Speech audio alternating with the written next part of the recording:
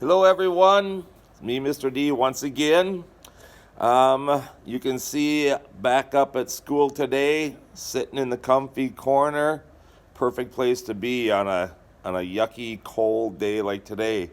Can you believe how cold it is? My truck said when I got up this morning and headed out, said that it was 18 degrees, and I don't think it's gotten a whole lot warmer than that as the day has gone on. My way up to school today, it said 20 degrees. Super, super, super windy out there. So, kind of a nasty day. On Facebook, my Facebook page, I get a thing that's called Memories. Maybe you've seen it like on your parents' Facebook or whatever the case might be. It shows, something that might have happened, a year ago or 2 years ago or 7 years ago, whatever the case might be. I got a notification that 2 years ago today, April 13th, I was in my kayak out on a lake fishing. The lake was completely ice free. Not so much today, huh? Today's the 13th. We're about a month, less than a month away from the fishing opener. And I'm starting to think, is the ice going to be off the lakes by fishing opener this year? I guess we'll find out. It doesn't look too promising right now. I've been looking at the extended forecast, and it's still looking kind of chilly out there. So, anyways, I'm going to read to you guys again today. I think we're up to, is it chapter 13? If you remember last chapter, right at the end, Sergeant Meredith, one of his grenades, accidentally, the fuse went off, so he's got 5 seconds to get rid of this grenade. So you're going to wonder, like, what is going to happen? Well, the way that if you've been following along, the way that you realize that this book goes is that it's one chapter is covered with Ray, the next chapter deals with Hideki. So we're going to have to wait a little bit longer to see what happens with Sergeant Meredith and that grenade. Because this chapter now, of course, is called Hideki. And it's called Sute-Ishi. Oto! Hideki cried, as Hideki's eyes adjusted to the darkness inside his family tomb. He saw his father lying propped up against the stone caskets in the corner. Along the back wall of the tomb ran the shelves of urns that held the bones of his ancestors from generations past, including Shigetomo's. A wide streak of blood trailed from the entrance of the tomb to Hideki's father, and Hideki's heart lurched. Oto, you're hurt! Hideki dropped the bag of the Emperor's photos by the door and ran to his father. Oto's breathing was ragged, and he slumped unnaturally to the side, one arm laid across his uniform jacket. Hideki lifted his father's hand away and saw a jagged wound in his stomach. His father had taken shrapnel from a grenade. A little run-in with the Americans, Oto said. We have to get you to the doctor, Hideki cried. It's all right, Hideki. Someone is on the way, his father promised him. But I could use some water. Hideki grabbed an empty pot and ran through the rain to a nearby spring, like it was one of the most important things in the world. When he returned, he had to tip the pot to Oto's mouth for him. His father wasn't strong enough to hold it himself. You need the doctor, Hideki told his father. I should go and find him. Oto grabbed Hideki's arm with more strength than Hideki thought he had.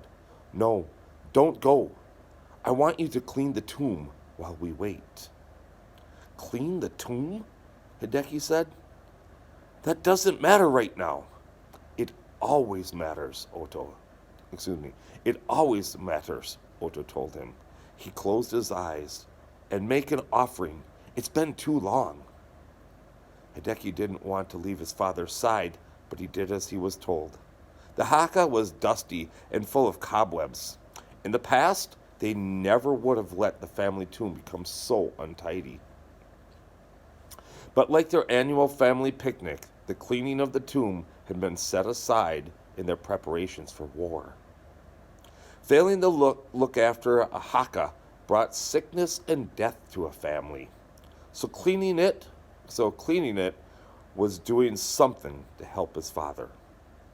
At least that's what Hideki told himself. He found a broom and hastily swept the floor and the shelves. When he was finished, he took half the rice from the sack in Principal Kajima's bag and put it into a small stone bowl as an offering to Shigetomo and the rest of his ancestors. It wasn't as much as Hideki and his father usually left, but his ancestors had gone too long without any kind of offering, and it was as much as Hideki could spare. "What's in the sack?" his father asked. "Pictures of His Majesty the Emperor," Hideki said. "I'm keeping them safe." His father closed his eyes again and shook his head. "No, Hideki. Forget about those things. You need to find your sister instead. She's all we have left." What do you mean?" "Hideki, your mother and your brother, they're dead." Hideki's head spun. He couldn't believe what he was hearing. But no. They were evacuated to mainland Japan. They're safe." His father shook his head. "Their ship was torpedoed by an American submarine," Oto said. "No one on board survived." Hideki sat down on the cold floor of the family tomb. Shock washed over him like a wave. It couldn't be true. "No, I would have heard," Hideki said. "At school. They would have told us." The Japanese army forbade anyone to talk about it. It was bad for morale. "But it's true, Hideki. I was at headquarters when the news came in. The ship was sunk the day after it left Naha Harbor. They stopped the evacuations right after that." Hideki reeled. He had almost been aboard that ship. If he hadn't decided to stay and fight, he'd be dead now, too. His eyes fell on the cobwebs he had missed in his haste, and he felt sick to his stomach. Hideki had always resented having to clean the family tomb, but now he saw what disaster neglecting it could bring. "I should never have sent them away," Oto said. "And I should never have let the IJA have you and your sister. You're both going to die with the Japanese." Hideki again saw in his mind's eye the awful carnage of the Blood and Iron Student Corps' failed attack on the Americans. It was hard not to agree with his father. But he and his classmates were just students, boys. Surely the Imperial Japanese Army would fare better than the Blood and Iron Student Corps had against the invaders. "No," Hideki said. "We have to win." Oto shook his head again. "Hideki, the Japanese were never going to win this fight. They knew that from the start. The generals withdrew their very best soldiers from Okinawa long ago and sent them to Taiwan. They didn't want them to die here with the rest of us. We're just here to slow the Americans down while the army sets up the real defenses on the mainland. We are a Sute-Ishi in Go, a sacrificial pawn." Go was an ancient game from China with black and white stones, kind of like chess it sounds like, where the object was to capture as much territory as possible. Sometimes you had to play a stone you knew was going to get taken, but you did it to make your opponent play a stone that would hurt them later. Sounds a lot like chess.